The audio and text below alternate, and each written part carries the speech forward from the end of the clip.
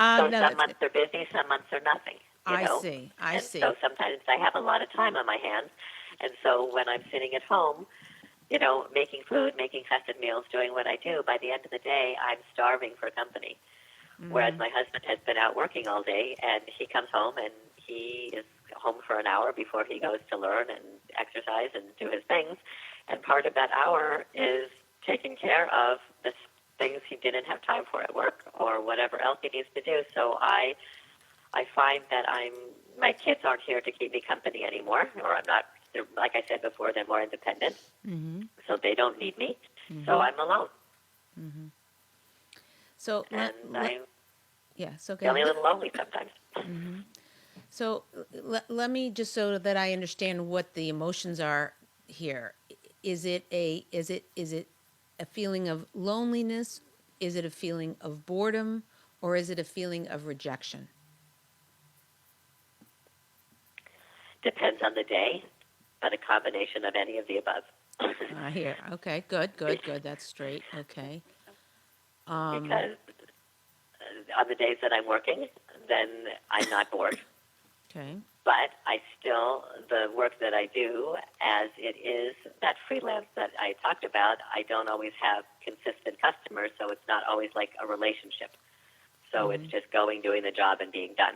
Mm-hmm. And so I don't have that relationship in my work environment.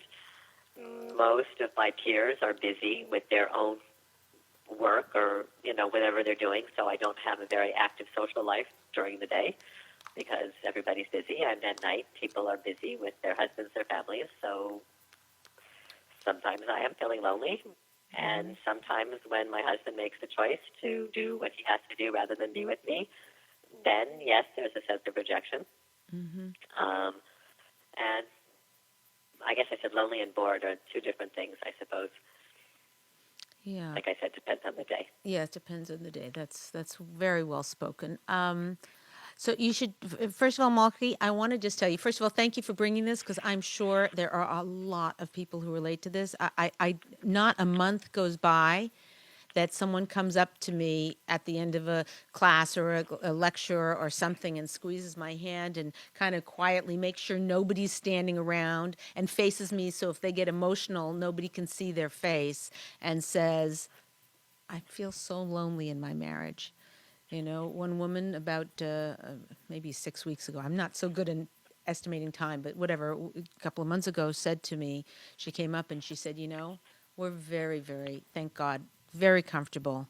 We really could retire. We have enough money to pay for our children, our grandchildren's, whatever. We're really, really comfortable. Why my husband doesn't retire? All I want to do is be with him, and all he wants is to work. And I just feel like I'm what's that called, a bird in a gilded cage. I've got this beautiful home and this beautiful life and fancy things and whatever, and my I just feel so bereft because my husband doesn't want to be with me. I'm not equating her problem with yours. It's, different issues, but I'm just saying this is a very, very common thing where there's a disconnect between like you said, right now you're dealing with not just your day-to-day life of feeling lonely or bored or rejected, but you're also dealing with a dashing of your hopes and dreams that you Mm-hmm. had spent, most of your life probably thinking, oh, this is how it's going to be. So let's take a look. There are some things, as we discussed many, many times in here, there are some things that, are logistics beyond our control. Actually, maybe most things, right? Everything is happening around us. Well, this happened and the car broke down. And then, the landlord says, oh, he's selling the apartment. After 10 years, we have to just one day move up and out in 30 days or whatever. Life throws us a lot of curveballs. All we have control over is the using our Benia Sarah, using our wisdom, our women's intuition to figure out what can I do. There's almost nothing I can do. 99% of anything is beyond my control. But I see 1%, one little tiny, tiny thing I can do that can make myself situation better. One hishtadlis, one piece of effort that I can do to make this better. I'm going to do it. And guess what? God can do anything. If you make that one little effort in the area you can make a difference in, who knows? God could open up a whole, what is it? You put it in the eye of the needle, and God can open up the thing that a carriage can drive through, or whatever. So I'm messing up the quote, but you get the point. Okay, so let's look deeply into your life and see, what is completely beyond your control. Nothing to talk about. Okay, and you have to be victim, and you have to feel sad, and whatever. But what one little thing here can you tweak this, and you can tweak there? And I've got good news for you, because there's about 20 things I already am spinning my head spinning of things I want to share with you that might make a difference.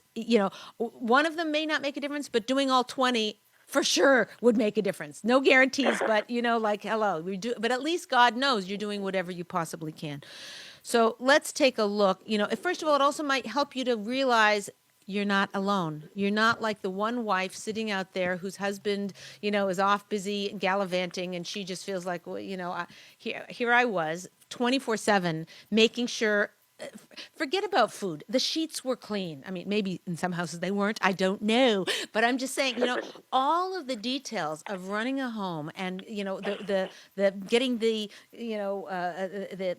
suddenly the carpets need cleaning, and you're like, well, how come I didn't notice this before? It was funny. I had a friend of mine, and she said, she had a gardener, and her kid, I think her youngest kid turned 7.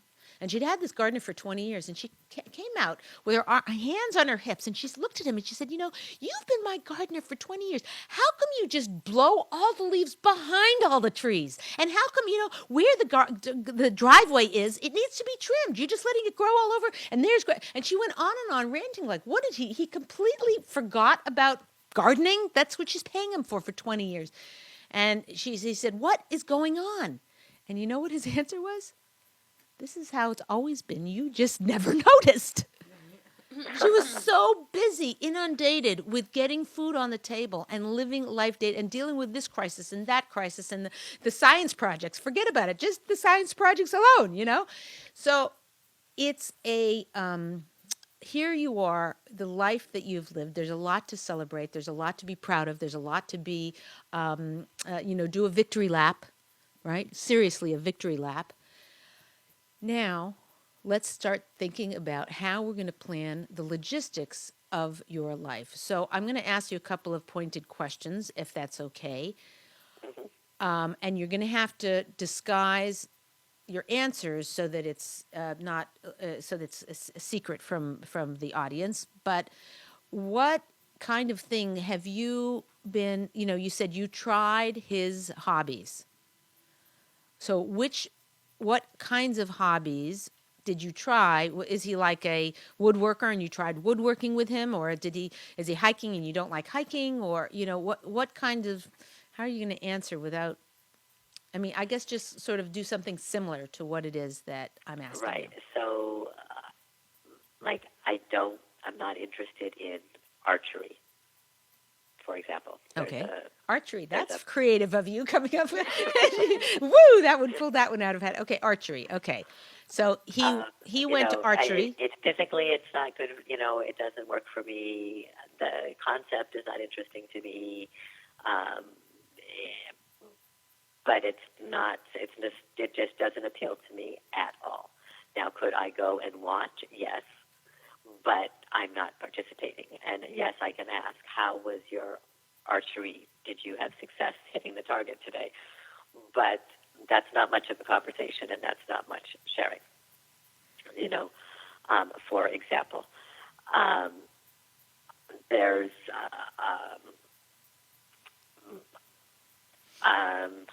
does that answer your question?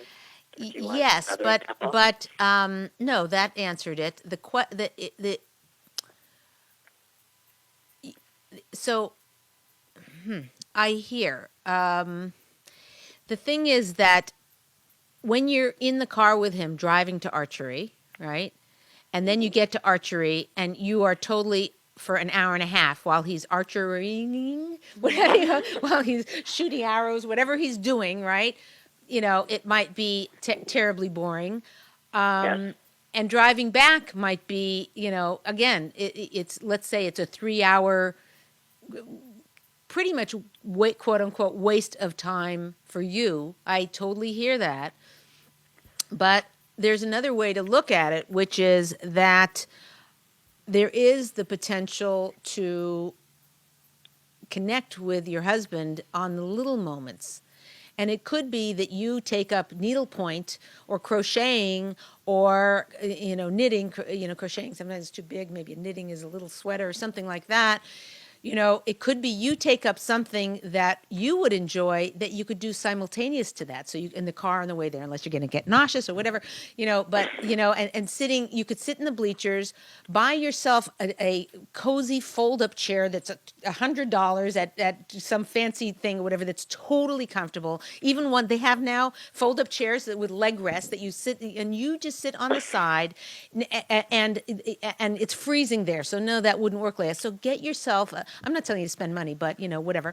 You don't have to. There's other ways of doing this, but I'm just saying to make it awesome for you. Get yourself there. Have heating blankets that plug into batteries. And you haul the battery and the thing, and you plug it, and whatever it is, you make it so it's a complete win for you. You're sitting on the side every once in a while. Like let's say, I imagine in archery, they're shooting and then they're going up and collecting their bows, and then they're shooting again.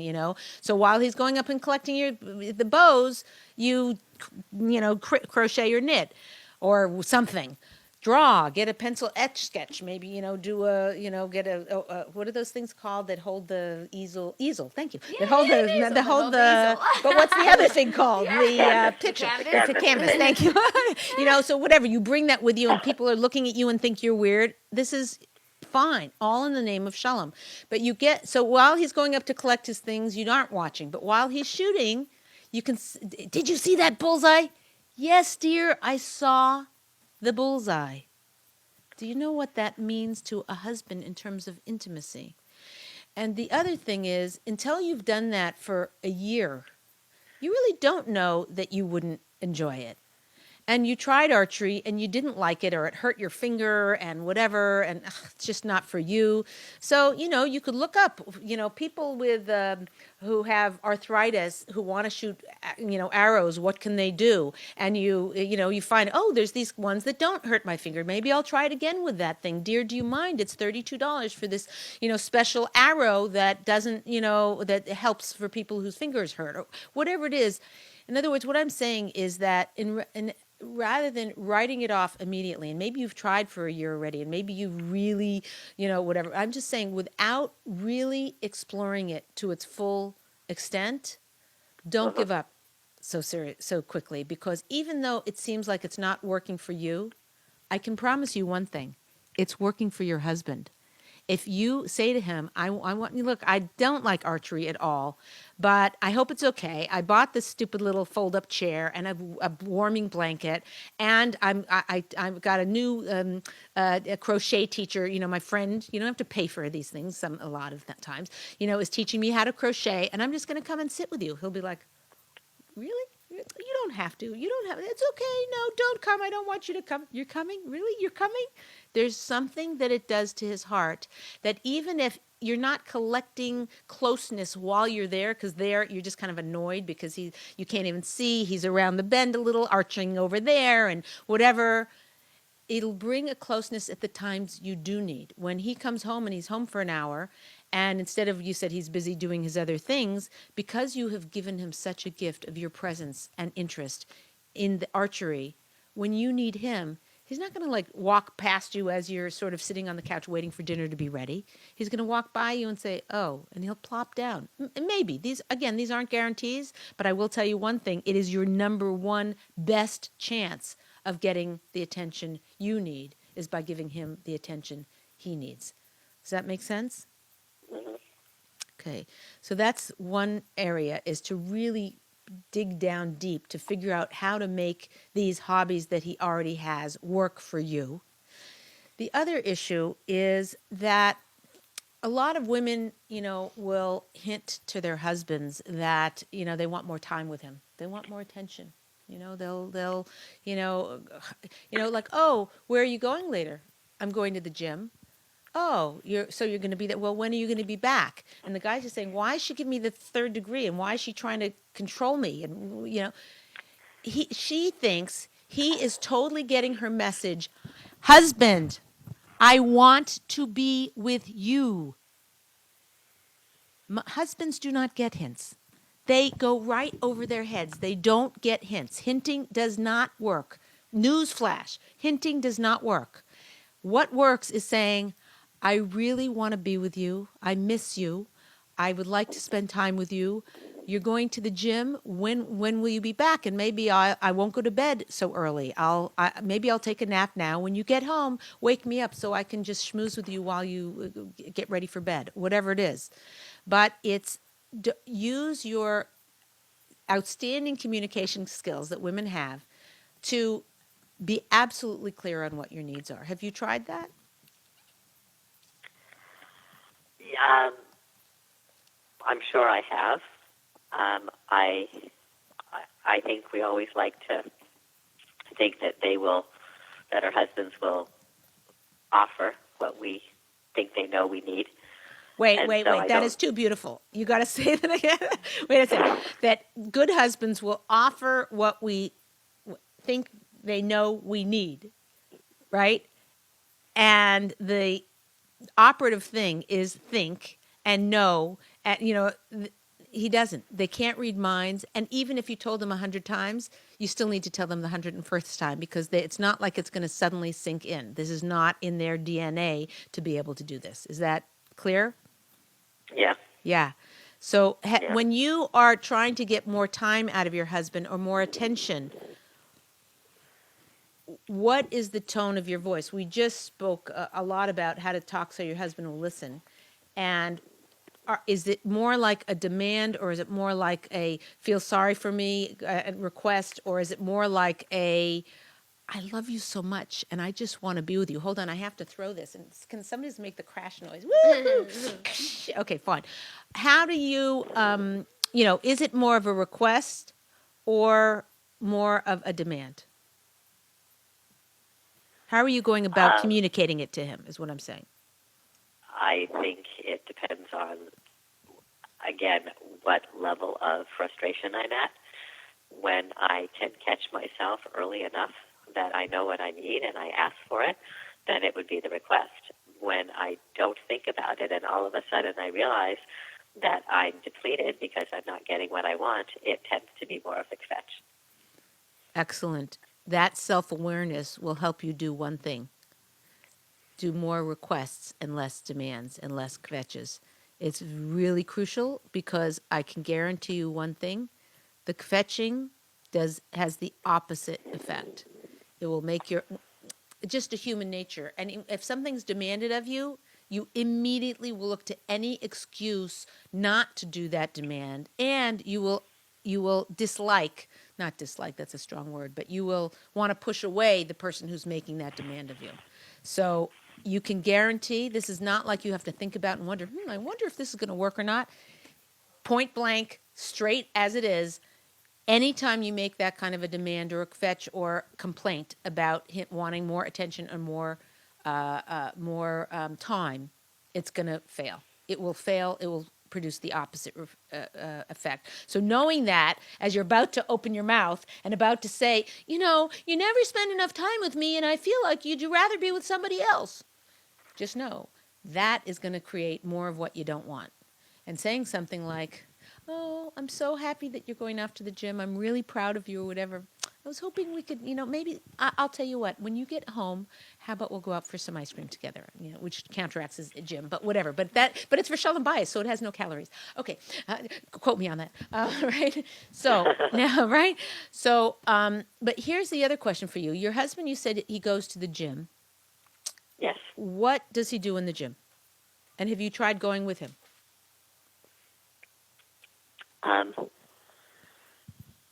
No, I don't. I'm not comfortable in that mixed environment, so I don't go. I see. Can I ask her a question? Sure. Because Malky, I from what I'm hearing is that so you were always busy, right, with your children and life and work and they were little and they needed you, and now they're independent and they don't need you as much, so you have a lot more of your free time. But are these things that your husband wants to do things that he was always doing, or did archery just become something he started doing now, or is it something, meaning were there other things that you guys were doing as during busy time, couple time, that you guys connected on, or was he always Doing sort his of own thing, doing his own thing, and you were just so busy with life that it didn't bother you that he was doing his own thing because you were just busy? Um, Excellent question, Siri. Yeah, I think it's a good question. Um, I'm only, by the way, saying it because I'm thinking of my own life, how I realize sometimes when there's a quiet point where my husband and I have sometimes very different, diametrically different likes. Like he's a video game guy, and I'm like, I don't want to play video games. I have zero interest. And I think to myself, well, when I'm busy, it doesn't bother me. But when I want my time, I'm like, why are you playing a video game? You know? So that's why I'm saying, like, is it things that he was always doing, or things that you just like, now that has more time, he's finding new interests that you're not relating to?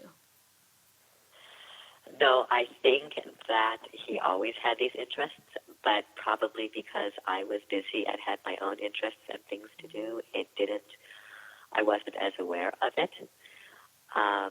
And so maybe it is the fact that I am less busy that I notice it more, that I have greater needs, so I'm probably the one who has changed more.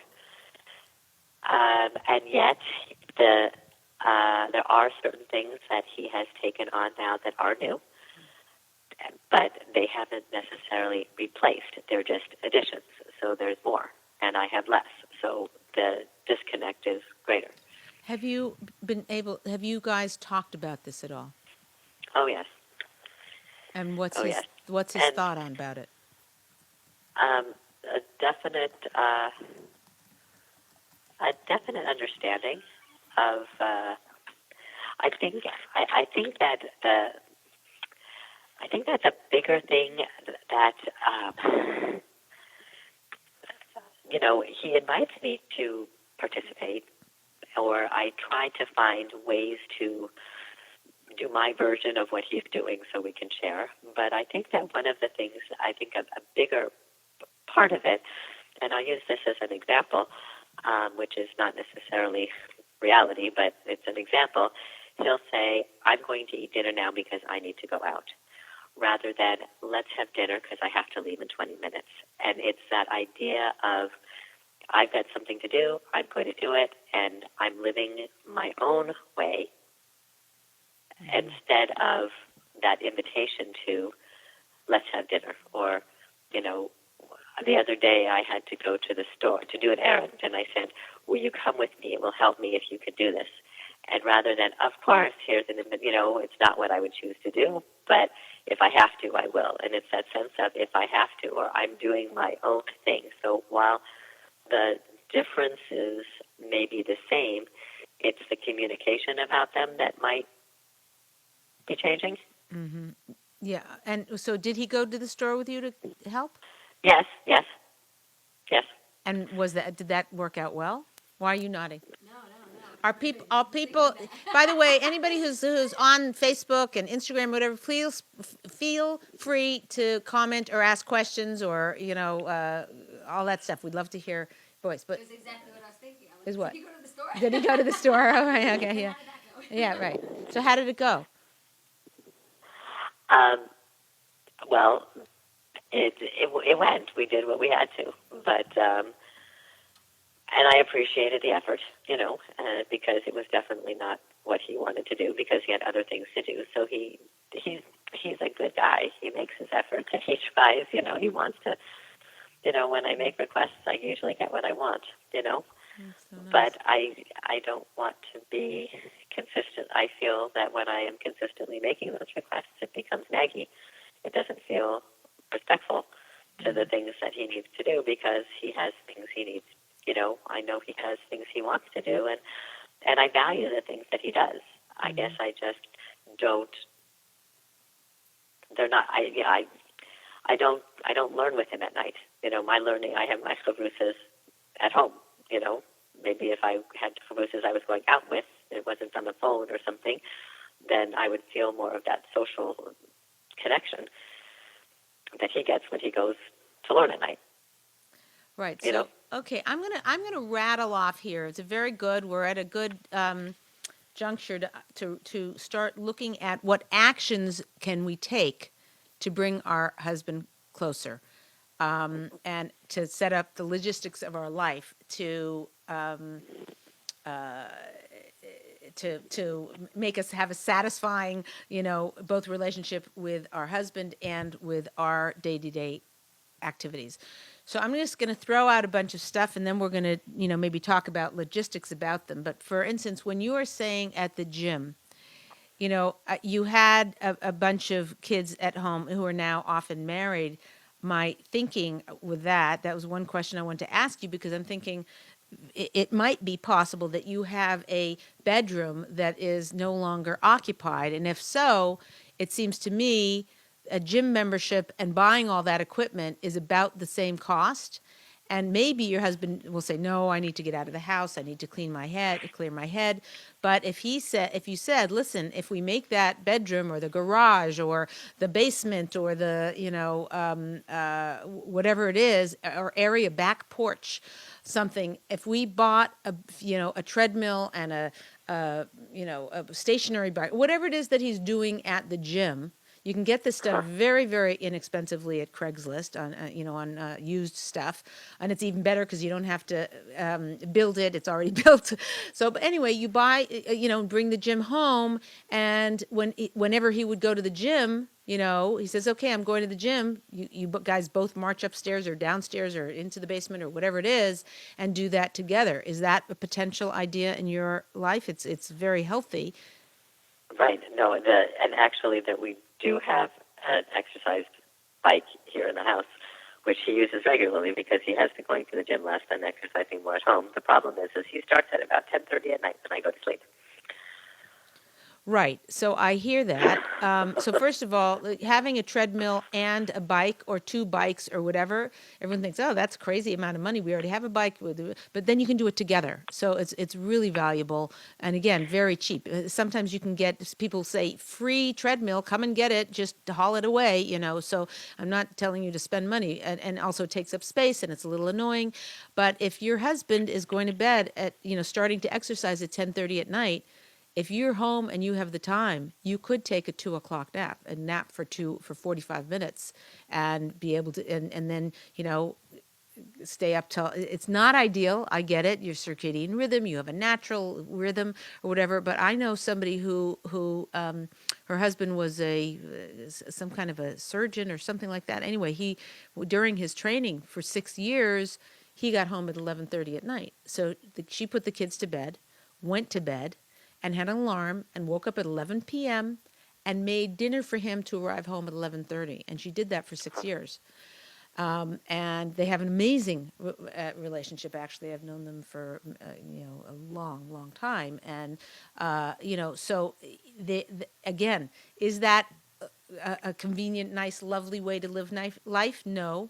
Will it build something that can't be built else? Otherwise, for sure. It'll get you a certain level of closeness at the exercise time and at the other times. If he sees how much you want to be with him, it will make him, that's the most motivating thing for a husband, to want to be with his wife. Not nagging, not fetching, not reminding, not saying, "Will you come to the, help me carry the boxes of the water from Costco," whatever it is, but doing whatever, like you riding in the car with him to archery. He's got a feeling of glee, because it's kind of like, this is going to come, I don't know how to say this in a way, but you ever have that feeling where, you have it as a kid, you want a puppy who's going to go with you everywhere, just be your puppy, like, "This is my puppy, it's my person, it's my puppy," and it's a babyish thing. And, when you get the puppy, your mother's thinking, who's going to clean the poop, who's going to feed it, who's going to go, when we go away, It sounds like a man. by the way. Yeah, puppy. What? That was good. Who's gonna feed it? Who's gonna clean it? God forbid. God forbid. So I don't. That's why I hesitated to use this All analogy. men, you're puppies. Except no. no, but I'm saying the wife way. is it's the person who follows them around. Yeah. Sometimes Yeah, your husband comes home and you're like, hey, how did it go today? And he goes, let me go put this mail down. And he goes in there and you follow him and he puts it down. You're not following him to nag him about something. You're following him to see how the meeting at the office went. And then he goes into the back, grabs something from the bedroom and whatever. And you're like, what happened? What happened? It's like what is it? My person. Mm-hmm. It's like your puppy, being that for your husband gives him a sense of, I'm not going through life alone. She seems to care more about me and what my thoughts are and what I'm thinking and what's going on with me than her own self. So there's a level of going really, really way outside your comfort zone, that speaks volumes to your husband. So one is getting the gym. The other thing that I wanted to point out,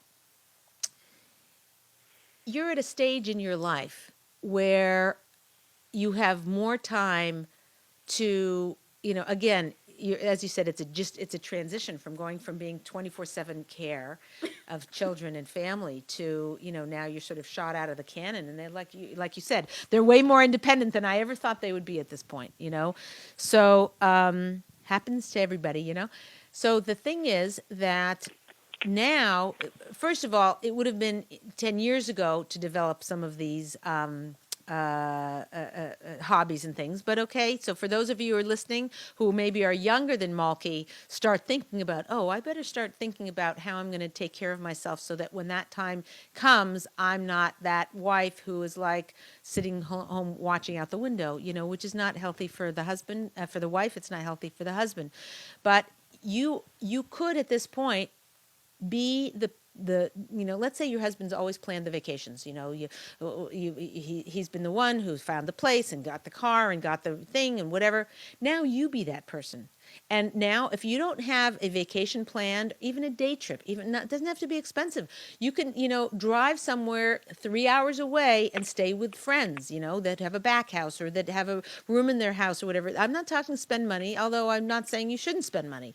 But I'm just saying that you become that person and start looking in, Googling it or looking in these books, finding places. And you know what? 3 hours from our house, there's this tide pool that, I don't know if you live near any oceans or lakes or rivers or whatever, but, there's a tide pool that they say when the water goes down, you can see all the live clams on scorpions or whatever. Don't go see the scorpions. But whatever it is, go do some homework. Okay, on a scale from 1 to 10, 10 being your favorite activity, this is like a 3 or a 4. It's kind of a dopey thing, but you get it in your head. You do homework about it. You research the different types of, birds that you're going to visit or something like that. You make that a project. And most importantly, you've got something to look forward to in the future that you're going to do together. He might roll his eyes and go along with you because you planned it and you seem so into it. It may be a disaster. It might be a success. But these are the kind of experiments that you want to take. My grandmother used to say, and I think there's a whole lot more to it than this, but she used to say, in order to be happy, you need someone to love, something to do, and something to look forward to. It's very beautiful advice, and I think there's a lot of truth to it. I also happen to feel that there's a whole, in order to be happy, you also have to understand yourself and what your needs are and get those met. You also need to be doing constant chesed, because the more kindnesses you do, the more rich and fulfilling your life. You are a wise person. I'm sure everybody who's listening, Malky, can attest to that. It seems to me like you ought to be helping people. You ought to be, spending all day Monday, at the, troubled home for teenagers and just sitting and listening to them, or going to play chess with the old ladies in the nursing home, or, something, I don't know what turns you on and what would set you on fire, but something that is, you live way too isolated a life, probably. I don't know that for sure. But again, if you're having this chavrusas every day, and because that's another thing I was thinking, get a learning partner. Well, so you have them, that's fantastic. But for sure, either start a group in your home with, instead of just having a one-on-one chavrusa where you're doing internal deep work, Torah work, which is very crucial and important, and I'm very impressed. But it has a social aspect to it. Whether it's Shabbos afternoon saying, okay, we're going to, go through Shmir Salashon, a book on gossip, not gossiping, not how to gossip, how not to gossip, okay? So, you're getting, start, I'm sure you're a leader in your community. Start a thing where you bring in all the young women. Start a marriage secrets class. Start teaching it. You go through page by page with a group of 27-year-old newly married women who will just soak up your wisdom. That'll bring a richness in your life that, again, it's for your own happiness and satisfaction, but it will make you feel less. What's the word I'm looking for? The word this woman who came up to me 6 weeks ago was, she said, I feel like a total nebuch, I feel like a nebuch. I feel like, my husband wants to be at work and not with me. Is it working? Something's wrong? Okay. So the other thing that, because I've spoken this to Rebbitzins about this in the past, and they say, if your husband is busy, your husband is happy. So in some sense, you have really accomplished your mission because you're doing exactly what you set out to do, or what is perhaps the most important thing that you do, Ezer Kenegdo, helpmate opposite your husband. You've given him a happy life. So there's some pride there that should come in. So again, a lot of this has to do with getting the logistics of your life.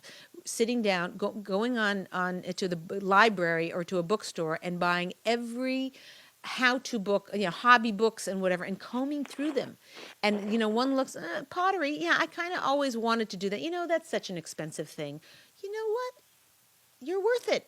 Maybe that's the kind of thing where you say, I've always wanted to fill in the blank, or maybe you've never had this or whatever, but if you start, you have a stack of hobby books and you start flipping through them, one thing, glass blowing or cooking, becoming a cordon bleu chef, how about going back to school?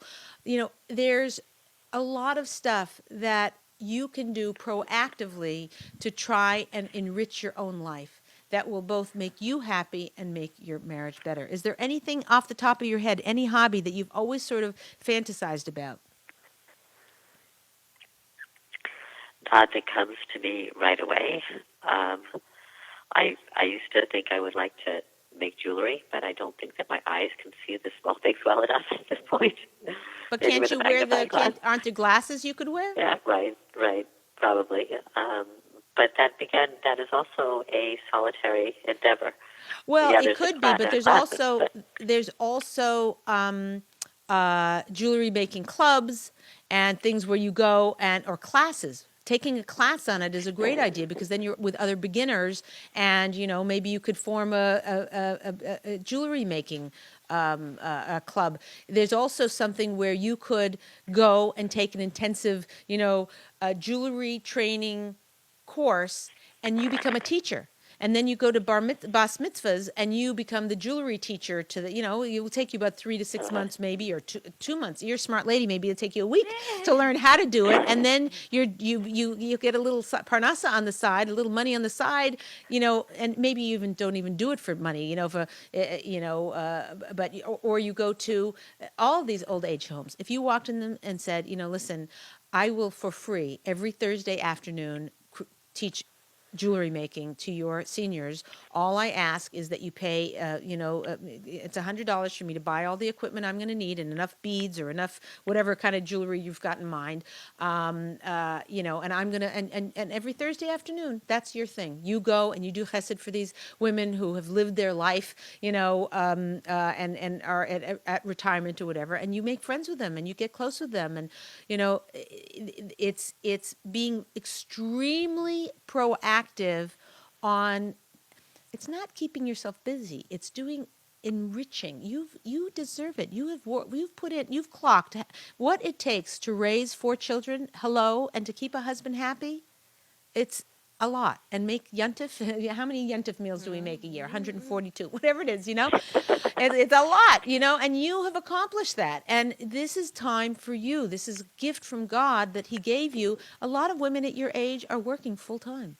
they're struggling with stress, financial stress, with emotional stress. I'm sure you have emotional stress. It's like welcome to motherhood. So I'm sure that the kids are doing things you don't want them to do, and other kids are doing things you want them to do, but not enough. Whatever it is, you have your peckle. I'm not saying you have this clean life, but to take time for yourself. If you had hobbies and you think, that's a waste of time, I feel guilty. I feel guilty spending the money. I feel guilty spending the time. What a debutante, was that the right word? A dilettante, whatever.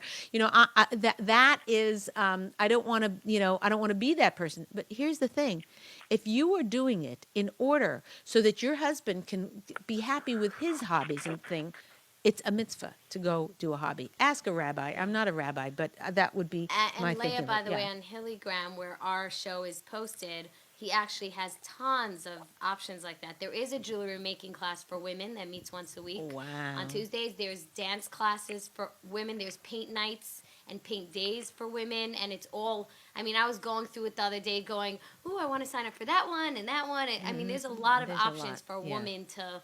So I don't. I think her she's wings. not in this community. Oh, okay. So okay, Nah, but anyway, she's anywhere in Los she's Angeles. the East Coast. Oh, East Coast. She's an East Coast okay. person. But, so, the East Coast even more. They have tons there. Yeah, Tons. yeah, They have yes. every other JCC Yeah, and stuff. they're starting all kinds of. Yeah, This is yeah, very tons. popular these days. And the other thing is there's volunteer work. There's starting a chavrusa group. There's teaching, teaching marriage secrets. Because the thing about teaching marriage secrets is that there's no prep work necessary. You just show up and you start reading, and everybody talks and asks questions. And you've been married a long time, very successfully, so I'm sure you will have a lot to say. But no prep work. But anything you teach, whatever skills and whatever you're doing as a freelancer, use those skills and teach. Take on a few students, or teach in a group, or post in your local thing. Available for editing your work. That's maybe. And I made up editing, but I'm just saying, something that you can do, some skill you can bring to the table, and gift it to people if you don't need the money. So that's where it's a lot of times we expect so much from our husband, and really it's in our own hands to take actions that can set us on fire, that can turn us on to a whole new world that we never knew existed before. And again, getting those books would be your first start. So right. So I think what I hear you saying is that rather than looking to have that bonding time with my husband that I envision would happen, it's really understanding that he's a man, I'm a woman, and we're going to have different interests, and I should be finding my own hobbies rather than looking to hope that keep myself busy, rather than hoping that we'll have a time together that I had thought I would. Right, for. And that's half of it. The other that's maybe 60% of it is setting yourself on fire. And whether that means you have to go interview people and friends and say, what do you do in your spare time? Go to a lady who seems like a very happy, busy, active life, and she'll say, "Oh, I belong to this charity." You should be on that charity. You should be on the board. They could use somebody like you. Talking to, just rustling a lot of feathers. You make a lot of phone calls, get books, go Google it, whatever. Stuff will start happening, and your life will suddenly be so full. You'll call me back and say, "Leah, this is very annoying. So much stress in my life." That's Olivite, but God willing. But the point is, yes, that is 60, maybe 70% of it. The other part of it is to try as much as you can to involve yourself in your husband's activity by sitting in the car and watching the archery. If he has joined a new committee and you're like, "Oh, please yawn," say, "That sounds really interesting." Lie.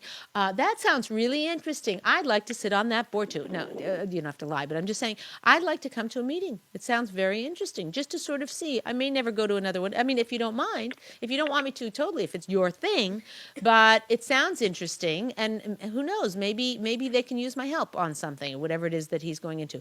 The gym, get him, switch your sleep schedule so you can be up with him at 10:30 when he's exercising. Now, by the way, I've told this to women and they say, "Oh, I was so excited about that idea." The whole time we're exercising, he's like, sweat is coming down him and he's exercising. When I exercise, my exercise is walking in the park with my friend, and we are walking, and talking the whole time. It's a whole social thing. With my husband, it wasn't that. So you have to know where your husband's holding and not expect him, to whatever. It could be you listen to sheer together while you're exercising, and then you have what to talk about.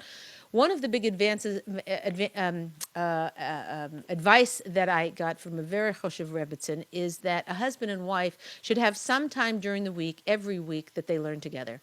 Whether it's 10 minutes, a half an hour, on Shabbos, in the evening, something like that. There is something about learning a sefer like Mesilas Yesharim or Lashon Hara, something. Usually Musar. Men like to learn Gemara. Women like to learn Musar, but for the men also need Musar books. Musar is character building, right, Siri? Mm-hmm. Character building books. So to learn that with your husband, so that he can get that he's a little bit your Rav. Now you might be, some women say, "Oh, my husband's about tshuva, I'm an FFB. My husband's, just learn. I'm much more knowledgeable about facts than him because I've been born into this, whereas he isn't, and so I don't want to." Go there because I feel like I don't want to be his teacher. I hear that. So maybe that's not the ideal thing. Or find something that he's learned inside and out to teach you that he knows more of. Halachas of, laws of Jewish law, something like that. But the Rebbitzin feels very, very strongly that needs to be incorporated into married life. So again, you're being proactive about your own life. You are doing whatever you can to share his things with him. And then there's a final issue which we should cover, and that is feelings of rejection. Because there is nothing that knocks the wind out of our sail in our life more than feeling rejected. So a husband doesn't want to be rejected, and a wife doesn't want to be rejected. Now, women who are in their, child rearing, young kids, everything flying stage, are doing a lot of husband rejecting. They're rejecting their husband says, "Oh, you want to go to a concert? It's all men singing. They're playing banjo, whatever it is, a kosher thing, whatever. I'm making something up, And the woman's like looking at him, "Are you nuts? Like, so-and-so has a science project. I just gave birth. My, next week, it's Rosh Hashanah is coming, and I haven't even figured out my menu or my guests. Like, are you out of your mind?" And so the woman is, a lot of times the man is trying to get close and broach and do things with her and be with her and want time and attention with her. And the wife is doing a lot of rejecting. And then it flips as the wife gets less and less busy. She's saying, "Want to do this with me, want to go here with me, want to whatever." And he's just spent the last 10 years shutting that part of himself, closing her off and removing a little bit. And she now is on the shoe is on the other foot. And he's like, what are you talking about? I tried to do this for you for years and you pushed me away. Now you're coming? So there's a little bit of resentment that a husband may not even realize or be aware of. And for women who are raising children at that ages, drop everything. Your husband needs to see you as his wife, not as the mother of his children. And if he spends 10 years seeing you as the mother of his children, when your children are independent, that's how he sees you. So it's very crucial that for women who are young children or, crazy harried lives, that you make sure to have time every week without exception. You make time to have bonding time, whether it's just sitting there and listening to him talk, sitting there talking to him, going out to dinner, doing a hobby together, developing something that you can do together. Whatever that is, make the time now to get your payoff later. Now, for the women who are listening like Malky, who've been married for over 30 years, now is the time you're going to have to start stepping up to the plate And maybe the whole time you were married life, maybe you did already, Malky, make time for him. I'm not accusing anybody of nothing, okay? This is not a blame game. This is a way to understand how things might have developed and what we can, more importantly, what we can do about it. So the key here is that the rejection that a wife feels needs to be handled very carefully. Again, it could be payback time. Unfortunately, that could be unbeknownst to your not volitionally by your husband, but just that's how it plays out, and he may not even realize it. And it's having open communication about it. So first of all, getting yourself as busy as possible, so that and as connected and as vital about with lots of exciting projects as you possibly can. It sounds like your job as a freelancer is the wrong job for this time in your life. It seems to me like you need a job where you're doing, let's say you're freelancing graphic design, get a part-time job. I don't care if they pay you or they don't, unless you need the money, fine. But obviously if you can go months without freelancing work, it seems like financially that's not the main icker of what you're doing. So go to a graphic designer and say, I'll do all your cleanup work. I promise you, I'm not going to steal your clients, but whatever. But any job you have that you're a little stressed out, call me at a moment's notice, a dime on a dime, whatever. I'll come over on a dime on a moment's notice, as long as it's during the day. Most likely I'll be able to drop everything and come and help you to tweak the logo or to whatever it is. I'll be your right-hand man. And, you don't have to pay me. If you want to send me an Amazon gift card or, Coffee Bean, do they have Coffee Bean Nation in the East Coast? I don't know, whatever it is, Starbucks, whatever, give me that's fine. But I just want to do something, Dunkin' Donuts, hello. I just want to do something that I'm on fire about. And I'm happy to do it for you. Whatever, something like that. But I'm just saying, number one, get yourself busy and on fire about things you love. That's number one. Number two is to do whatever you possibly can to connect with your husband at any time, whether he's exercising, doing archery, going to meetings that you really don't want to be at. Try them for a year. Just try. There's something that's available to you. You will get something. You might be bored out of your mind, but because you went to archery for 3 hours, the next day when you say, ooh, I've got to go to Costco and get the water bottles, he will say, I'll come with you, because you came with him to archery. It's just a natural ebb and flow. And when a person feels like you want to be with them, the natural instinct is they want to be with you. They feel charmed and delighted and like their wife is really in love with them. Rather than saying, how come you never spend time with me? It's like, I want to spend time with you. I'm going to go do something horrible. I had one of my students I told this to, and her husband used to drive out to Yehuppets. Is that? To the boondocks. To the boondocks. And it was a 2 hour and 25 minute or some crazy thing like that each direction. Bored out of his her mind. She started going with him. So I think it's every other week, I can't even remember, every week or every other week, she went and spent 5 hours in the car with him, bored out of her mind. And she said it was horrible for her diet because she was on this thing where she had little salads and, whatever, and she had to weigh everything. So now she's eating pretzels and, whatever they find at the gas station and nuts and whatever. She said it's terrible for her diet, but she's with her husband and she feels closer to him than she ever did. So I don't know what it is in your life that you can turn around, but that's your second homework. The third thing is that the feeling of rejection that you feel, to understand that it's kind of a, what's the word I'm looking for? We've talked before about playing your violin, like, there's something very satisfying of saying, oh, then this happened and that happened and I have a friend who I call up and I went, you can't believe my day. And all I want her to do is to say, oh, you poor thing. Okay? We all need that. It's crucial. You need to have somebody in your life, preferably not your husband. I mean, he can do it sometimes, but really somebody you can call just to say, oh, you poor thing. We all need to feel sorry for ourselves. It's part of being human, and you're welcome to do it for about 3 minutes. Okay? You cannot go to the, oh, you poor thing, oh, woe is me, for a day, an hour, a week, a lifetime. That's not where we go with this. When you're feeling, oh, you poor me, you feel it thoroughly, and then you start counting your blessings, and then you start looking, what can I do in this situation to make things better? There is always something.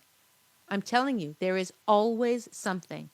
And this is borne out in thousands of trials and errors. You will try it. You will see there is always something you can do. Whether it can affect the outside logistics or whether it can affect you internally in your mindset of how you do it, there's always something you can do.